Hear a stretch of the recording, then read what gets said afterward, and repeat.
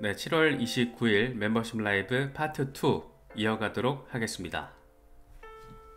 네, 전체적으로 시장 자체가 분위기가 훈훈합니다. 일단 메이저들이 안정적인 흐름을 보여주고 있다는 게 상당히 반갑게 느껴지는 그런 부분입니다. 비트코인 앞서서 순조로운 상황 짚어봤고, 이더리움도 조금 아쉽지만 그럼에도 불구하고 이 3,300달러 언저리에 자리를 해주고 있다는 거, 솔라나가 상당히 좋습니다. 벌써 190달러 언저리까지 치고 올라왔고, XRP는 소송에 대한 어떤 긍정적인 기대감이 여전히 XRP 시세를 조금 받쳐주는 그런 분위기를 우리가 선명히 느낄 수 있는 상황입니다. 크립토컨트 주기영 대표가 내년 중반까지 이번 강세장이 이어질 수 있을 것이라는 점, 이걸 고래들의 움직임을 통해서 설명을 했는데 이게 재밌어요. 비트코인 강세장은 2025년 중반까지 이어질 것으로 보인다. 오래된 고래들은 강세장에서 이익을 얻는데 그들의 비트코인 매도로 새로운 자본이 축적되고 실현 가격이 높아진다.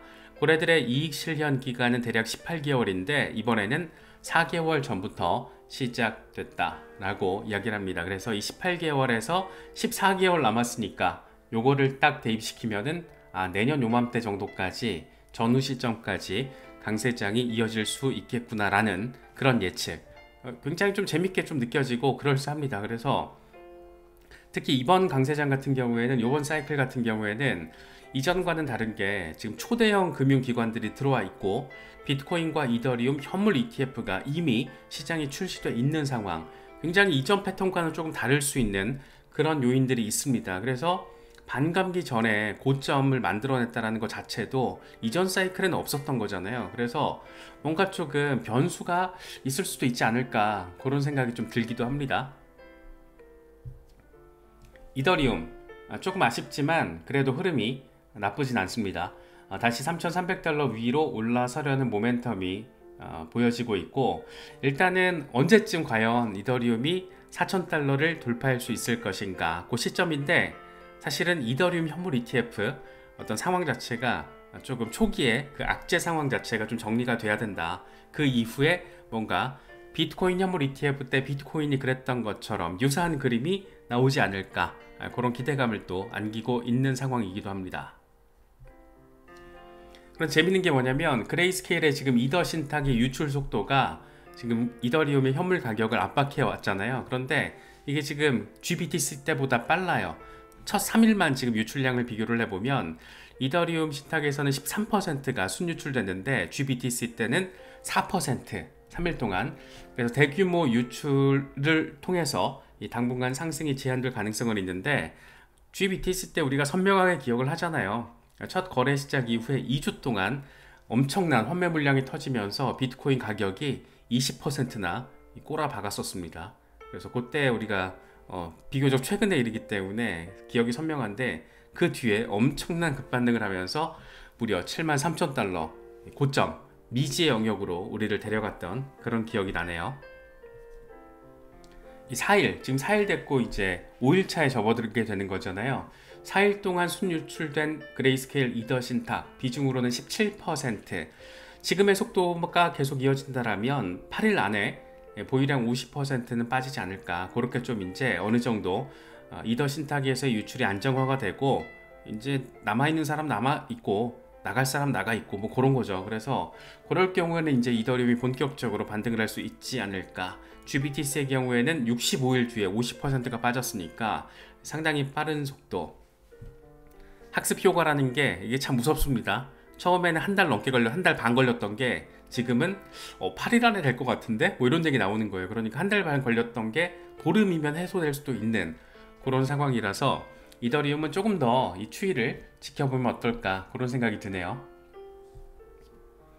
엘리아 같은 경우에는 지금의 상황 긍정적으로 바라보고 있습니다. 지금 이더리움을 매수하는 것은 2020년 400달러일 때 매수하는 것과 비슷하다.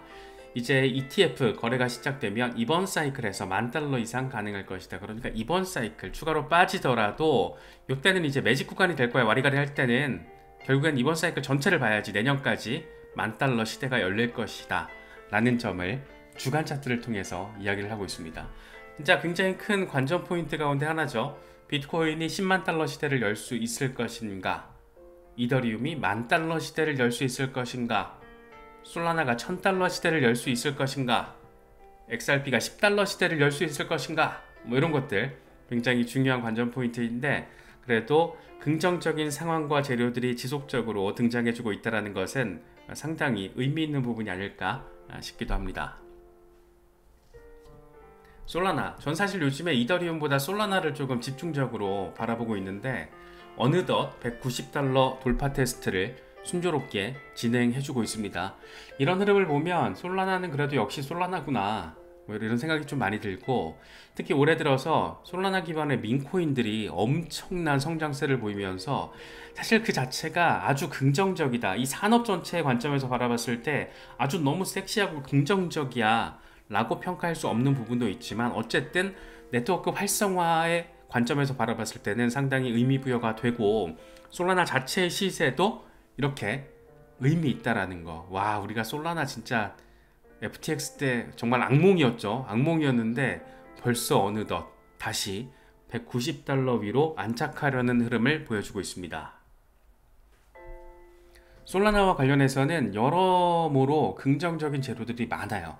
일단 온체인 데이터로 놓고 봤을 때 솔라나의 선물 미결제 약정이 지난 3월 기록했던 올해 최고치에 지금 근접한 상황, 요때랑 지금 근접한 상황이에요. 선물 미결제 약정이.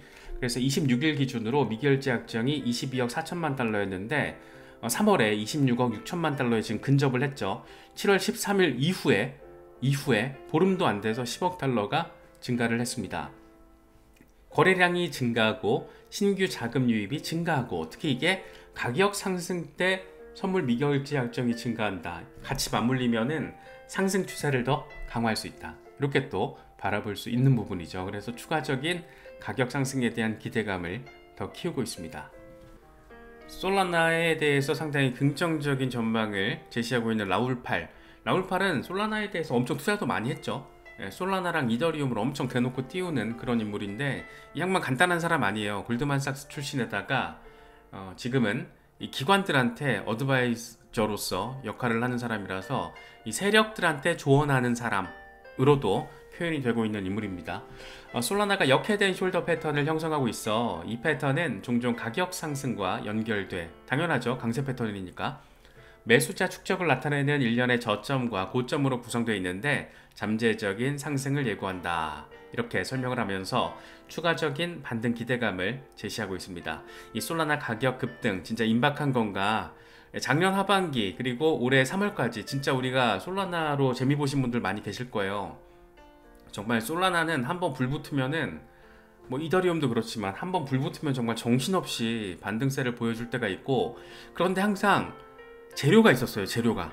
그래서 그런 점에서 이번에도 뭔가 흥미로운 기대감을 조금 강화시키고 있는 모습, 그런 모습으로도 해석할 수 있을 것 같습니다. 솔라나가 특히 이제 3개월 최고치를 기록하면서 전문 투자자들의 주목도도 높아지고 있는데, 솔라나 생태계, 덱스 활동, 이를 활성 사용자 수, 수수료 수익 증가, 이런 것들이 강력한 성장을 보이고 있다. 최근 시장 심리가 개선되고 있고, 새로운 정부가, 미국 정부 들어서게 된다면 암호화폐를 우호적으로 대할 가능성도 높아졌다. 이더리움에 이어서 솔라나 ETF 출시 기대감이 고조되며 전문 투자자들에게 더 매력적인 자산으로 부상하고 있다. 재밌죠? 특히 이제 솔라나 같은 경우에는 블록체인의 어떤 역할, 새로운 블록체인 시대가 더 강화됐을 때 블록체인 혁신이 보여줄 수 있는 그 역할에 대해서도 이번에 의미 있는 소식이 더해졌었잖아요. 팔라우 정부에서 이 솔라나 기반의 디지털 거주 아이디 신분증을 발행을 한 겁니다. 블록체인 기반. 수정을 못해, 사기를 못 쳐, 도용을 못해, 이런 것들을 블록체인을 통해서 하고 있다라는 거고, 비록 팔라우라는 굉장히 작은 도시국가라고 볼 수 있는 곳인데, 이런 곳일수록 사실 블록체인 테스트를, 혁신 테스트를 하기에는 적절하죠. 지금 팔라우 정부는 CBDC 테스트는 리플과 파트너십을 맺고 있고, 이번에 디지털 아이디 솔라나 기반으로 발행했다라는 거 상당히 흥미롭고, 디지털 아이디는 마이크로소프트에서도 지금 블록체인 기반 디지털 아이디에 대해서도 굉장히 관심을 많이 갖고 있는 이슈죠. 그래서 블록체인 시대가 더 확장됐을 때 지금처럼 도시국가 사이즈가 아니라 뭐 우리나라나 뭐 미국 이렇게 사이즈를 좀 더 키워가면서 4천만, 5천만 국가, 1억, 10억 국가 이런 곳에서 블록체인 기반으로 아이디를 발급하는 시대. 물론 이게 또 빅브라더의 관점에서 바라보자면은 좀 안 좋게 보일 수도 있는데, 블록체인 혁신의 성장, 기술 혁신 성장의 측면에서, 프로젝트의 기술적인 탄탄함 측면에서 바라봤을 때는 당연히 긍정적이고, 이번에 솔라나가, 사실 솔라나 그러면 우리의 머릿속에는 항상 그게 있잖아요. 잊을만 하면 한 번씩 먹통. 사실 솔라나는 그 먹통 이슈만 잘 해결하면, 이제 벗어나게 되면 상당히 의미 있는 프로젝트가 될 수밖에 없지 않나. 그렇게 이미 평가는 조금 마무리 국면이 아닌가, 뭐 그런 생각이 좀 많이 듭니다. 그래서 팔라우 정부의 솔라나 채택 디지털 거주 아이디 발급 상당히 흥미롭다. 그래서 프로젝트의 발전적인 측면에서도 이런 긍정적인 재료들이 있고, 생태계 활성화, 이건 뭐 민코인 지금 방방 뛰는 것만 봐도 충분히 느낄 수 있고, 덱스 뜨겁죠. 이를 활성 사용자 수 많고 처리 속도도 빠르고, 그러다 보니까 수수료 수익도 증가하고, 이거는 다시 말해서 개발자들한테도 이득이 될 수 있는 그런 플랫폼이다. 상당히 그래서 솔라나와 관련해서는 조금 투자를 하고 있지 않으신 분들도 이런 추이를 잘 보시면 좋을 것 같아요. 어쨌든 이더리움이나 솔라나 같은 종목은, 물론 XRP는 지금 소송 리스크가 있어서 조금 다른 관점이지만, 이더리움이나 솔라나 같은 이 알트 대장들의 흐름은 나머지 알트들의 흐름을 일단 견인하기 때문에, 시작점이죠. 알트 시즌의 시작점이기 때문에 투자 여부와 상관없이 좀 흐름들은 무조건 공부 차원에서 체크를 하면 분명히 도움이 된다더라. 우리가 또 경험적으로 그런 거는 다 느끼고 있기 때문에, 비교적 최근에 시장에 들어오신 분들도 투자에 관심이 없는 종목이더라고 하더라도 솔라나랑 이더리움은 꼭 챙겨야 된다. 그리고 나아가서 뭐 XRP 정도까지 시총 상위에 랭킹되어 있는, 가급적이면 랭킹 10위 안에 있는 애들은 좀 흐름을 조금 간간히 파악하시면은 내 투자 여부와 상관없이 내가 전략적으로 대응하는데 도움이 많이 되더라고요. 그래서 그런 부분들도 참고하시면 좋을 것 같습니다. 리플, XRP 얘기를 또 해보지 않을 수가 없는데, 0.6달러 위에서 그래도 지지를 받아주려는 모습이 상당히 반갑게 느껴집니다. 7월 한 달 동안 많이 올랐어요. 0.4달러였던 게 지금 0.6달러에 가 있으니까 그만큼 7월 한 달 동안 엄청 어수선했잖아요. 7월 18일, 7월 25일 뭐 대표적인 날짜죠. SEC 비공개 미팅, 이것 때문에 막 합의에 대한 기대감도 컸고, 막 미팅 당일날 취소되면서 실망 매물도 나오고 엄청 어수선했지만, 그럼에도 불구하고 0.6달러 위에서 자리를 해주고 있다라는 거 상당히 긍정적으로 바라볼 수 있는 포인트 지점입니다. 또 하나, 지금 8월 1일 날짜로 SEC의 비공개 미팅이 세팅이 됐습니다. 이게 진짜 말도 안 되는 루머 차원으로 처음에 돌아가지고 이거 뭐야 했었는데, 어쨌든 공식적으로 SEC 홈페이지에 선샤인 미팅 캘린더 일정으로 지금 잡혀 있고, 8월 1일 오후 2시부터 4시까지, 한국 시간으로 치면 새벽 3, 4시 정도 되겠죠. 8월 2일. 그래서 그때 SEC의 비공개 미팅이 다시 시작이 됩니다.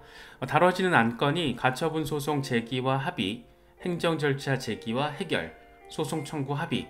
그러니까 리플 아니면 바이낸스인가? 만약에 암호화폐 사건이라면 리플 아니면 바이낸스인데, 이 생각이 좀 드는 거죠. 그래서 어떤 얘기들이 나올지 모르겠지만 리플 소송이 다뤄질지 여부가 우리 같은 투자자 입장에서는 초미의 관심사다, 이렇게 또 바라볼 수 있는 상황입니다. 만약에 7월 25일 비공개 미팅 때도 리플이었고, 만약에 8월 1일 비공개 미팅 때도 리플이다라면, 그건 하나다. 뭐다? 벌금. 결국 이 쟁점에 대해서 생각을 해보면 벌금이 하나 남아있는 건데, 이거에 대해서 어떤 간격을 좁혀나가는 과정으로, 만약에 그게 리플 사건이 지금 다뤄지고 있는 거라면 그렇게 생각을 해볼 수 있죠. 물론 이제 리플 사건은 아닐 수도 있잖아요.